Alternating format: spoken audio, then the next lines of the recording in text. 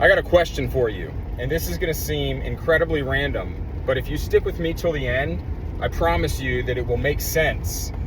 It might leave you with a question, which hopefully it does, but it'll make sense. So what would happen if the sun decided that it didn't want to be the sun anymore, and it liked where the stars were better, or it wanted to be the moon, or it wanted to be a little bit closer or a little bit further from the earth?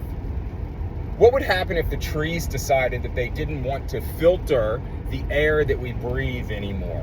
What if they decided that they wanted to shine light instead of filter air?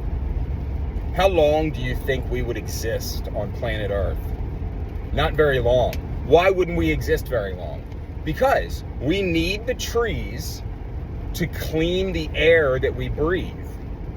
And we need the sun to be exactly where it is to provide the right amount of warmth for the earth. We need the stars where they are. And it makes no sense for the stars to try to be the sun or the sun to try to be the stars. But man, how often do we as human beings decide that we don't like our purpose or what we were created for, or why we are here?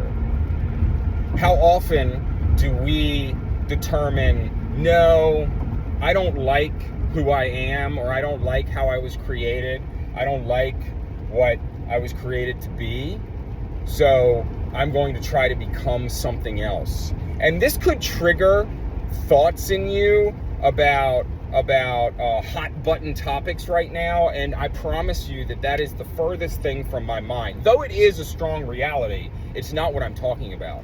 What I'm referring to is that you have a creator. You were designed, you were created, you were made with a purpose, on purpose, for a purpose. And you're going to be happiest and you're going to be at your best when you are operating in your created purpose, what you were created to do, who you were created to be. Just like the sun does exactly what it's supposed to do and the trees do exactly what they're supposed to do. And a few seconds ago, I asked you what it would be like if those things decided they wanted to be something else. And that probably sounds crazy to you because that would never happen. But those things are created just like you are, just like I am, just like we are.